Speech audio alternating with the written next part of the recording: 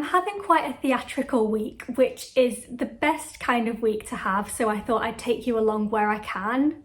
This evening I'm going to see Operation Mincemeat, the UK tour. That's on at the Grand Opera House in York. And then in a couple of days this weekend, I'm travelling down to London to the Royal Opera House, and I'm seeing one of my absolute all-time favourite ballets that, oh, that came out a bit posh, ballet.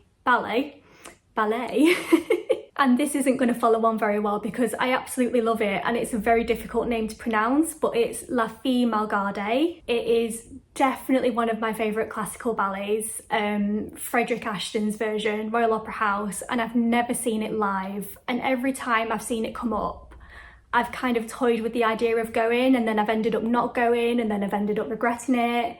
So when I saw that the Royal Ballet was doing it this summer, I messaged my friend Kate and I was like, shall we go? And she was like, yes, we shall. The really wild thing though is Operation Mincemeat, which I'm seeing tonight. Really looking forward to it. Have heard nothing but amazing things about it. I don't know much about it, and I've deliberately not looked into it further because I want to be surprised. But we're sat at the back of the Grand Circle. I have never seen UK tour theatre tickets as expensive as these. I'm choosing to believe that this is a good indicator that it's going to be a really good show, and it's not a trend in the direction that theatre ticket prices are going, because frankly, who of us can deal with that at the minute? But it was really wild to me that I've ended up paying more for these tickets for the UK tour in my hometown than I have paid for the tickets to go to the Royal Opera House this weekend and to see the Royal Ballet. In fairness, we did get a really good deal with the access tickets for the Royal Opera House as well, so that probably factors in. But either way, really looking forward to them both. It was quite coincidental timing as well, actually, because like I'm getting ready to move, I'm sorting all my stuff out, I'm packing, I'm doing a clear out, and then earlier today I found my first pair of point shoes and my final pair of point shoes, so that's a blast from the past. It was really nice to actually like have a proper look at them again. Like back in the olden days, back in my day, we used to have to hand darn every single pair.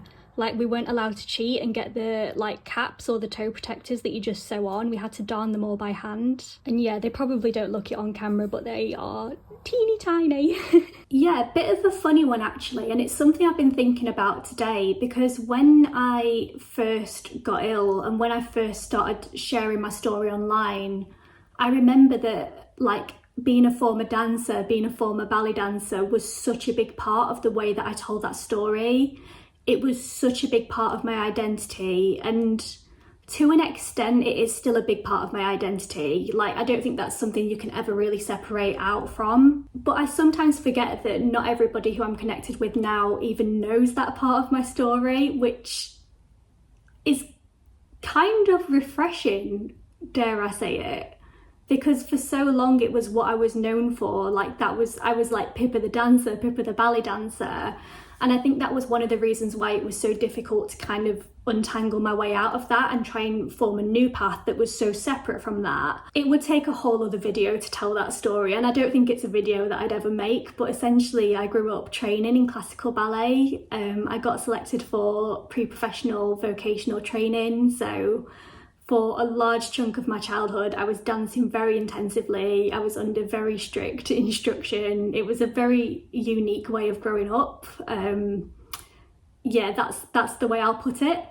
And it's funny because when I was in the throes of my illness, like that relationship to dance that I had definitely turned into something negative. Like I did really feel sorry for myself. I can see that now. I felt like a real victim because dance had been taken away from me. I felt like it was one of many ways that my chronic illness had wronged me.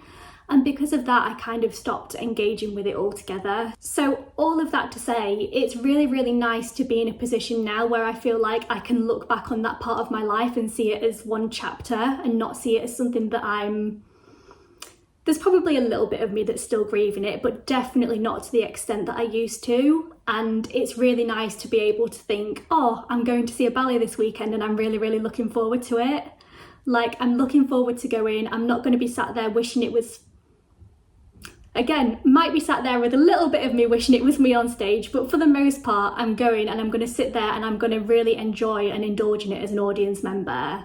And I think it's one of many things where if you went back and told my younger self that I'd be in this position and I'd feel very okay about it and have this balance now, that's definitely something I wouldn't have been able to believe back then. So I thought I'd include that because I know that feeling of grief and that feeling of loss is definitely something that's not just a me thing. That's definitely not unique to me. But even if you are very much in the throes of that right now, maybe it's helpful to hear that it won't always have such a negative hold over you, or at least I hope it won't anyway. I've just seen the time, so thanks for coming to my TED Talk.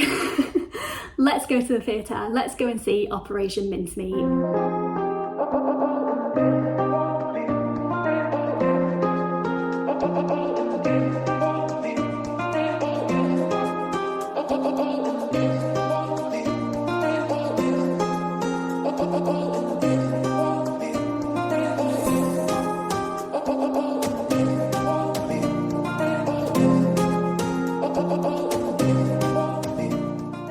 I feel like this needs to be documented. I've asked for a booster seat and it is a bucket, but listen, it's going to give me the gift of vision, so it's fine. I think I sit on it. I can't.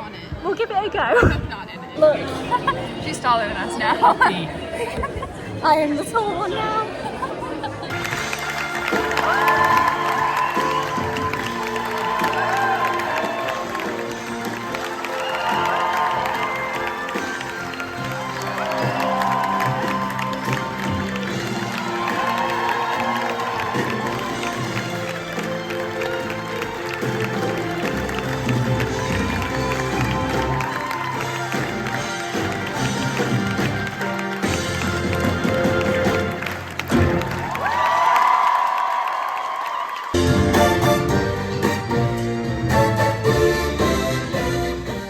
Talk quietly because I don't want to disturb my neighbours, but that is one of the best things I've seen in a really long time. The whole thing was incredible. The staging, the cast, the creative decisions. I deliberately went into it not knowing very much, and I think that really worked in my favour. It was so good. So many moments all the way through when you'd be genuinely really laughing out loud, and then moments later there would be like this gut punch of emotion. It just, please go and see it if you can. Although if you have a chronic illness, beginning of Act 2, brace yourself. That's all I'll say. I don't think I mentioned before, other than saying that we were sat at the back, I obviously didn't take my wheelchair. I made that decision deliberately for a few reasons. And I was laughing to myself because earlier I was talking about like how I've accepted that ballet isn't a part of my life now and all that. What I haven't quite accepted is that I can't do that many like stairs in one go. Like, it just doesn't compute in my head. I cannot walk up that many stairs to get to the top of the grand circle. It doesn't end well for me. When the show started, the first 15 minutes, I didn't really take anything in because I had this really intense flare of pain. It was so bad that there was a point where I was thinking I actually need to like stand up and leave. Gosh, and I thought, how am I going to sit through this? But thankfully it did pass. Thank goodness. And the fact that I've had such a good evening and enjoyed it so much is just nothing but a testament to how incredible that show was. So all things considered, it's still a successful evening in my opinion. Very ready for my bed now, gonna rest, gonna take it as easy as possible tomorrow, and then I'll see you at the weekend for more theatrical adventures. Oh, what a good week.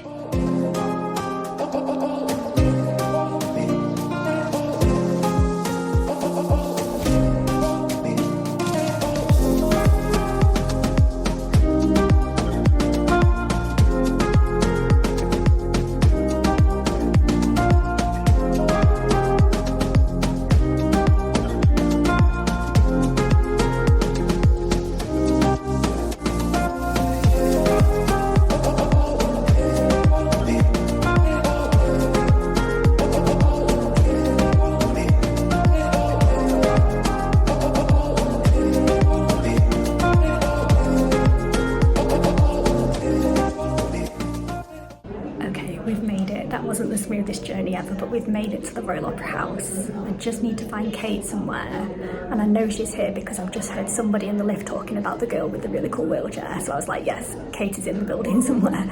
Kate is in the vicinity somewhere.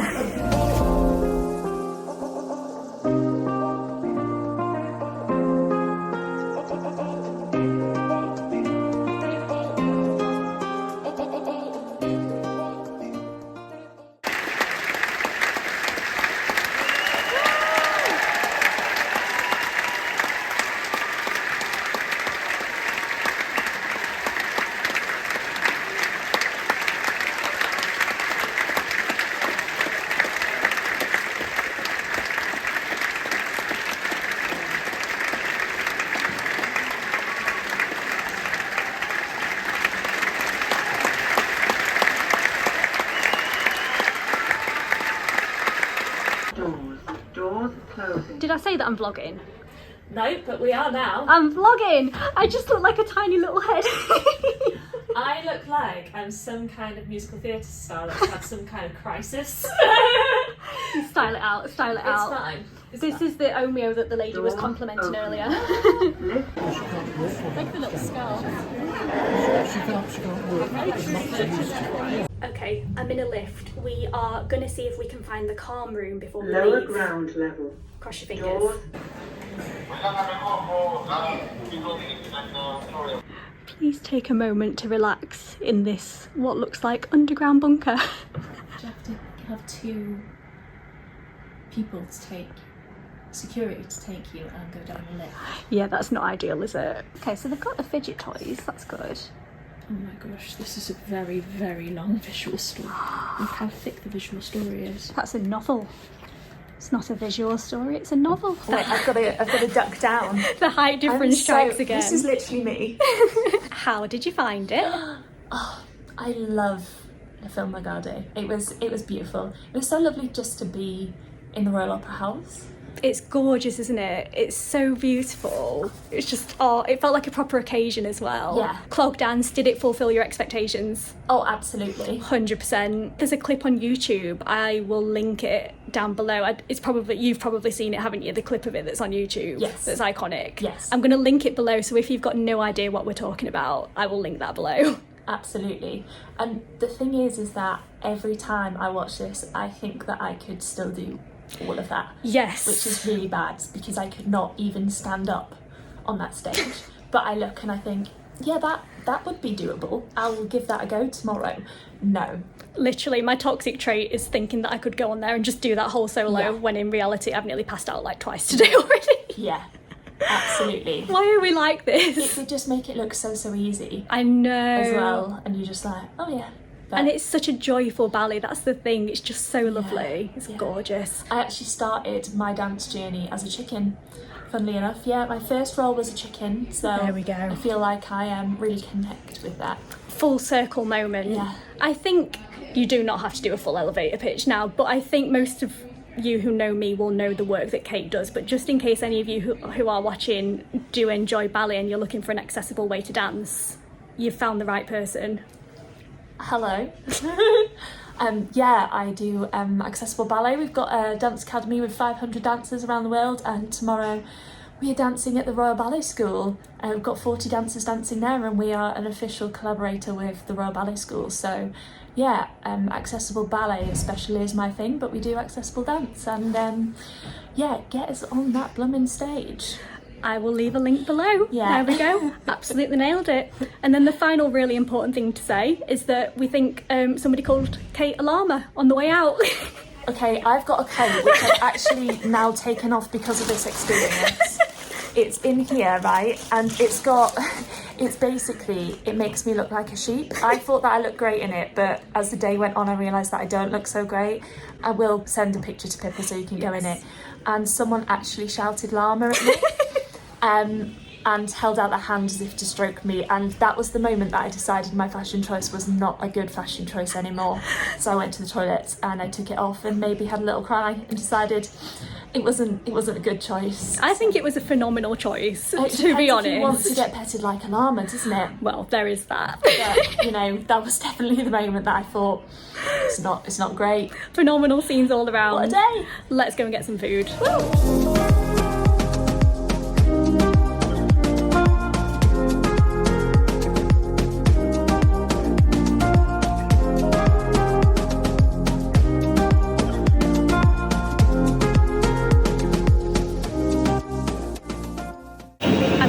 Vulnerable solo vlogging in the train station. Hopefully no one's looking at me, but what a gorgeous day. We've done a little bit of shopping, we've had a wander, I've grabbed some food to have on the train home.